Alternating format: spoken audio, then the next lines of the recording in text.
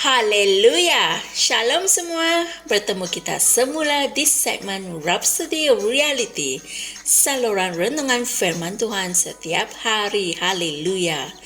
Hari ini 4 November dan Pastor Chris ingin berkongsikan satu message yang indah untuk kita yang bertajuk mempersembahkan korban-korban rohani. Haleluya!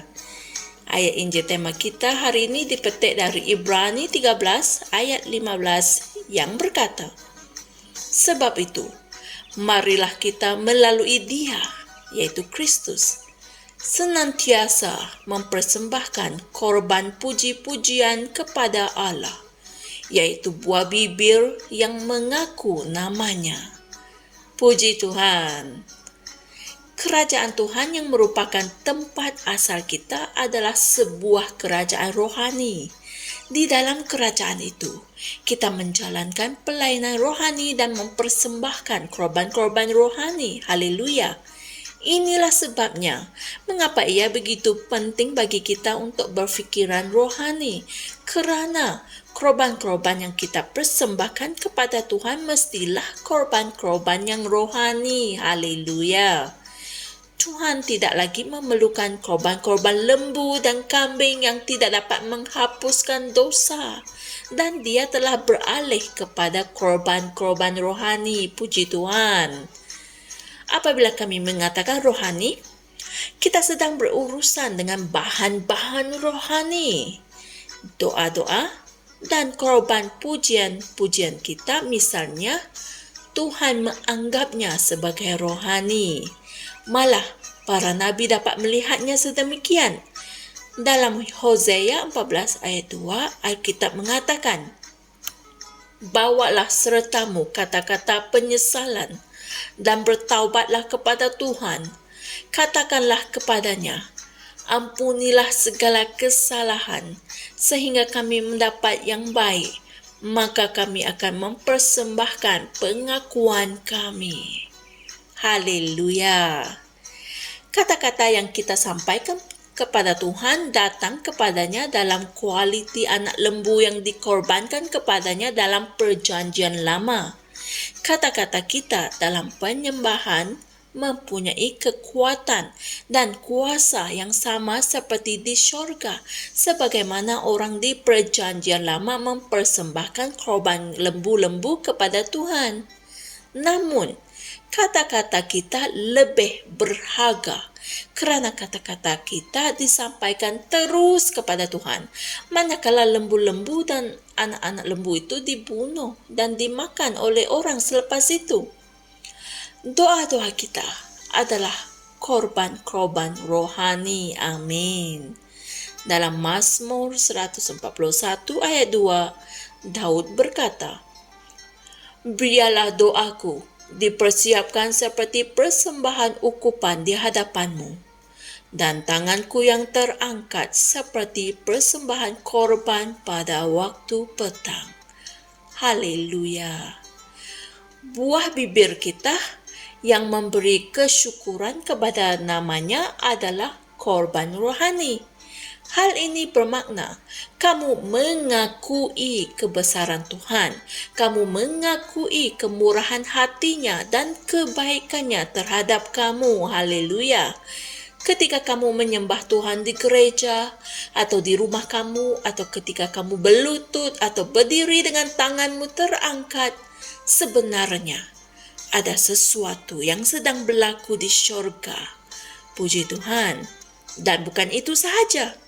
Ibrani 13 ayat 16 yang merupakan ayat berikutnya dari ayat Injil tema kami mengatakan, dan janganlah kamu lupa berbuat baik dan memberi bantuan, sebab korban-korban yang demikianlah yang berkenan kepada Allah. Puji Tuhan. Menunjukkan belas kasihan kepada orang miskin dan mencari peluang untuk berbuat baik kepada orang lain adalah korban-korban yang diperkenankan oleh Tuhan.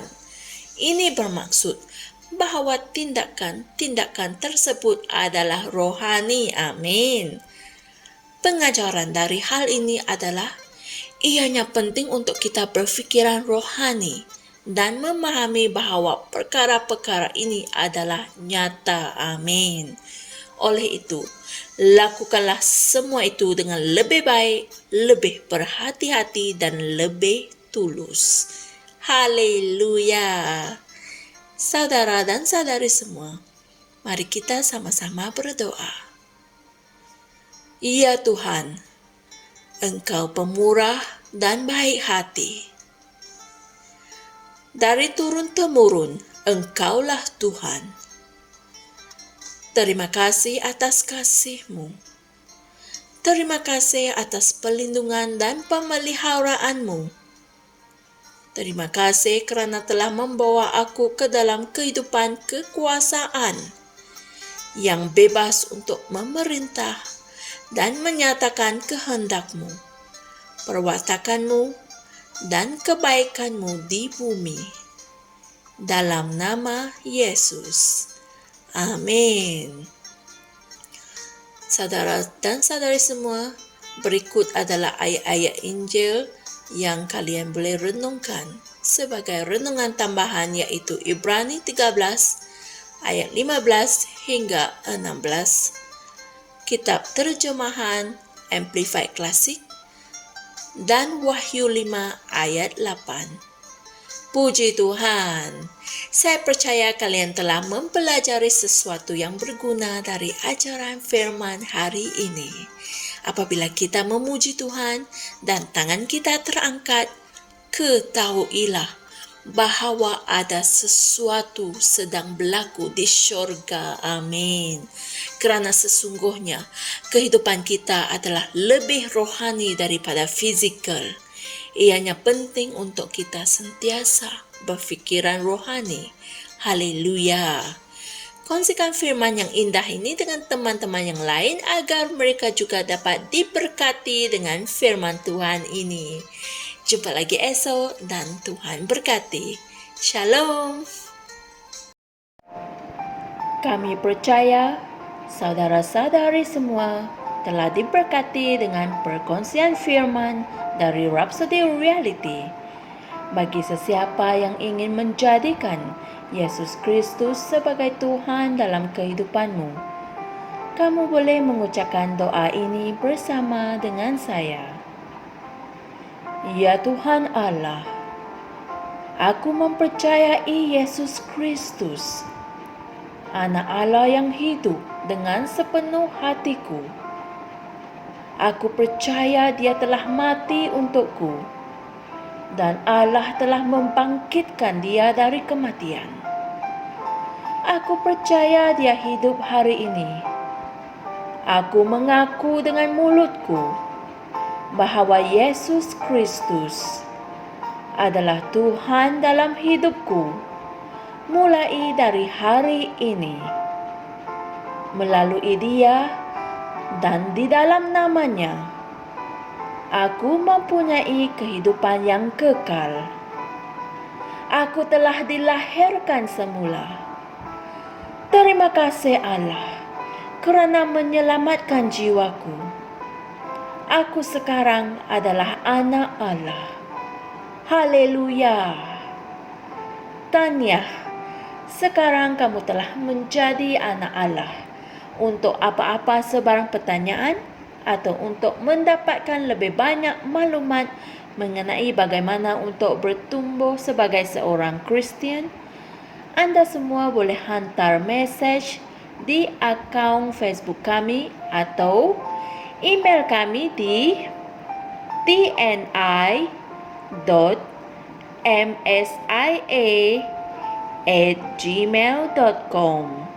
Sekali lagi, tni.msia@gmail.com. Tuhan berkati Anda semua.